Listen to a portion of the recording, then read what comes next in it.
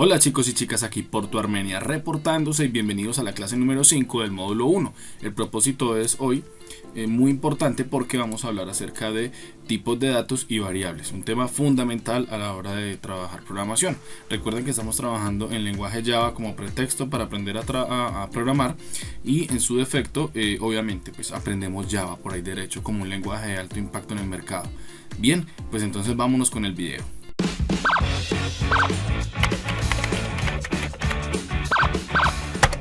Bueno, vamos a hablar de la clasificación de los tipos de datos. Básicamente se clasifican en 4 grupos grandes, los cuales son entero, flotante, lógico y texto.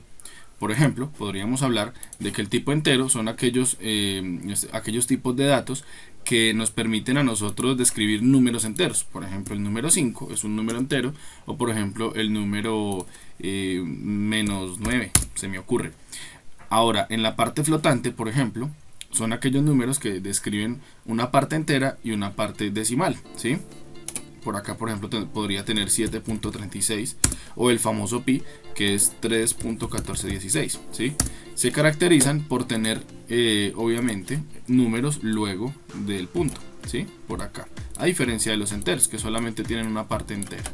En el tema lógico, pues tenemos el booleano, en donde ese booleano simplemente se caracteriza por dos estados. En este caso sería el true o el false, ¿cierto?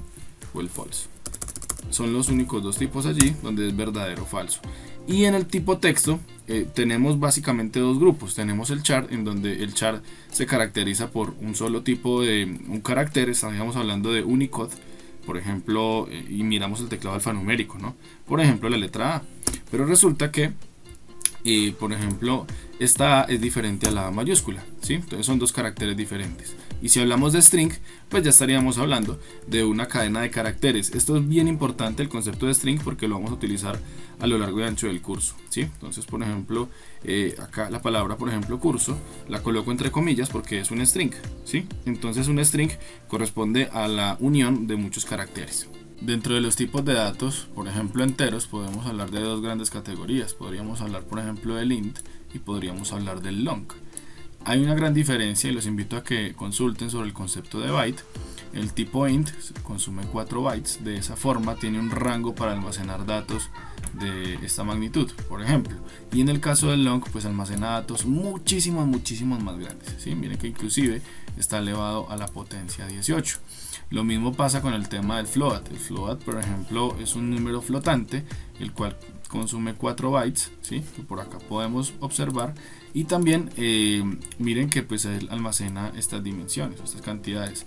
Y el double almacena datos muchísimos más grandes, y por eso hace hincapié en esta potencia de 10. Entonces, acá en esta tabla pues podemos encontrar los diferentes tipos de datos, digamos, asociados en Java, y podría considerar estos para trabajar.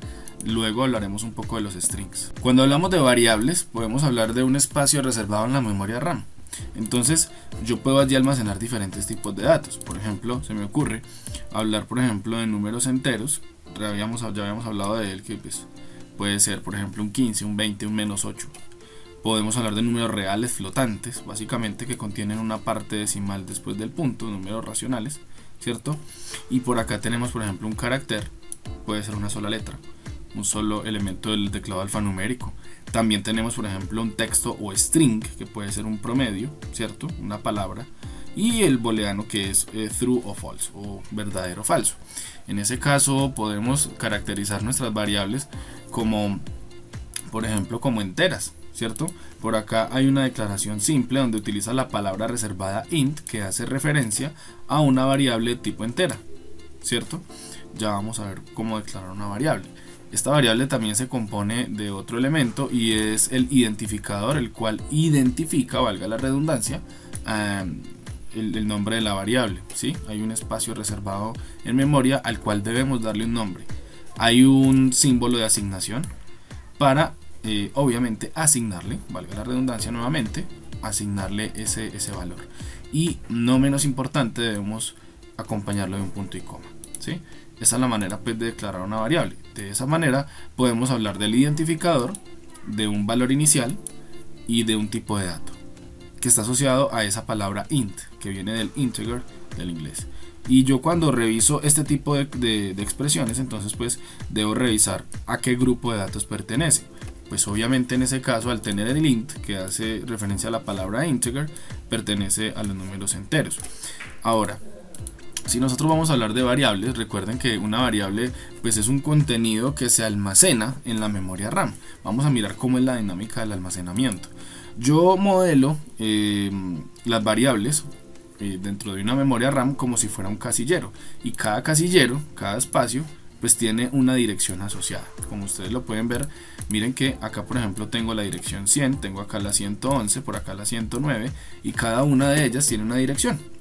Para este caso vamos a trabajar con la 105, por ejemplo, ¿sí? Esto lo hace automáticamente el programa, ustedes no tienen que darle obviamente la dirección.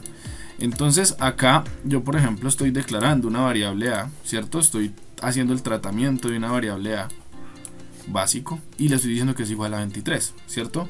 Y miren que ahí lo que está haciendo el programador es asociando un valor a un espacio en memoria, lo está reservando. Entonces, ¿cómo es la dinámica? El 23 se va a ubicar en el espacio en memoria, y a ese espacio, que es el 105, se le va a asignar un identificador que es la letra A o el nombre A. De esa manera, suponiendo que el programador desea cambiar ese valor, nuevamente por allí en el programa llama a esa variable A, le asigna por ejemplo el número 15, miren lo que va a pasar, pues el número 23 se desecha, se pierde, y ahora el 15 empieza o hace parte ya de ese nuevo valor que contiene esa dirección 105 y obviamente el nombre de la variable A. Entonces miren que la dinámica es muy simple, no es muy compleja, y en ese orden de ideas a las variables se le conocen como variables pues porque pueden tomar diferentes valores a lo largo del código fuente. Bien, vamos a hablar de cómo nombrar las variables o cómo darle ese identificador. Hay 5 reglas básicas. La primera regla consiste en que debe estar asociado a algún tipo de dato. Estaríamos hablando de entero, flotante, double, ¿cierto? Bueno, eso ya depende de las necesidades del programa. Debe comenzar con una letra, sea mayúscula, minúscula. Puede contener números, puede contener guión bajo, y no puede tener espacios entre palabras en caso tal de que la variable tenga un nombre compuesto. De esa forma hay 2 reglas flexibles que están acá, por ejemplo la 3 y la 4 no son camisa de fuerza. Lo que sí son camisa de fuerza, obviamente estaríamos hablando de las reglas 1 y 2, que están asociados al tema de que empiece con una letra y que estén asociados a un dato, y obviamente el que no puede tener palabras separadas. Entonces de esa forma ustedes me van a ayudar a mirar cuáles de estos ejemplos van a estar bien declarados o no están bien declarados. Vamos a encerrar por ejemplo en azul los que están bien declarados y en rojo los que no están bien declarados. Por ejemplo, esta está bien declarada, mire que tiene la palabra reservada int, que hace referencia a integer, ¿sí? de la palabra entero en inglés, y está acompañado de la A, está bien, y con punto y coma. Esta está bien, ¿cierto? Miren que esta está bien, esta también está bien, respeta pues las 5 reglas.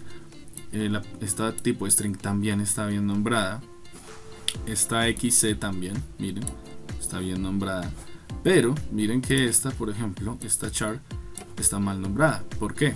Porque tiene un pequeño error y puede que el programa hasta funcione, pero no es una buena práctica de programación empezar el nombre de una variable con un guión bajo, ¿ya?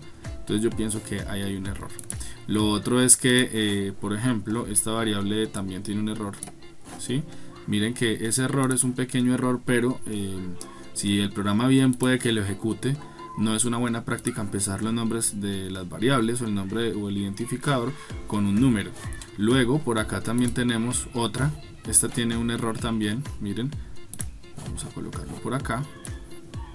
¿Por qué? Porque miren que tiene un espacio y este espacio pues no es debido, ¿cierto? No respeta las reglas.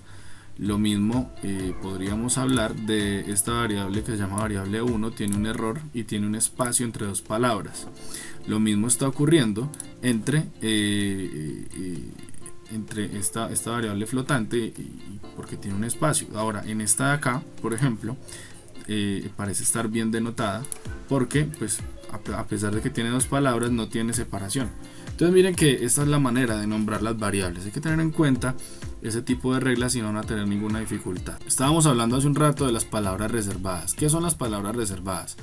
En este caso, que estamos hablando de Java, son unas palabras originales del lenguaje las cuales no podemos utilizar para nombrar variables. Por ejemplo, ustedes por aquí ven la variable tipo long o la variable tipo int, ¿cierto? Miren que no se pueden utilizar. Por acá está la tipo double, o inclusive por acá aparecen estructuras repetitivas como el for, ¿cierto? Entonces hay que tener mucho cuidado. Yo no puedo utilizar estas palabras que aparecen aquí con el propósito de nombrar variables o utilizarlas para identificadores. Bien, entonces aquí vamos a hablar, por ejemplo, de operadores básicos, los cuales pues hacen parte de la aritmética tradicional, la aritmética de hace mucho tiempo, que es la suma, resta, multiplicación y división. Aparece por aquí el módulo, ¿sí? Y aparece la asignación. Ya vamos a hablar de ellos pues por acá en cada uno de ellos. Y voy a hacer hincapié un momento antes de continuar en este tema del residuo. Si yo, por ejemplo, tengo una división, porque el residuo está asociado a la división, yo por ejemplo podría hablar de 10 dividido, no sé, 5. Entonces voy a pintar acá una división, por ejemplo, como lo hacíamos hace mucho tiempo cuando éramos niños. Y por ejemplo yo decía cuántas veces, por ejemplo, está 5 en el 10. Entonces yo recuerdo que nosotros decíamos, él está 2 veces, 2 por 5, 10, a 10, 0, ¿cierto? Entonces yo puedo tener en cuenta lo siguiente, que este 2 está asociado a este operador de división tradicional, pero tengan en cuenta lo siguiente, que este 2 que tengo acá, ¿sí? Este 0 que tengo acá está asociado a el módulo. ¿Qué quiere decir esto? Que el módulo está asociado al residuo de una división. Bien, entonces de esa manera ya podemos implementar los símbolos que cumplen unas tareas específicas, por ejemplo el del más, el menos, ¿cierto? Y yo cuando me voy a hacer mi operación en la cabeza, por ejemplo 400 más 20, pues yo sé que eso me va a dar 420. Al igual que voy a operar, por ejemplo, 20 menos 50, pues yo sé que el resultado es menos 30, ¿cierto?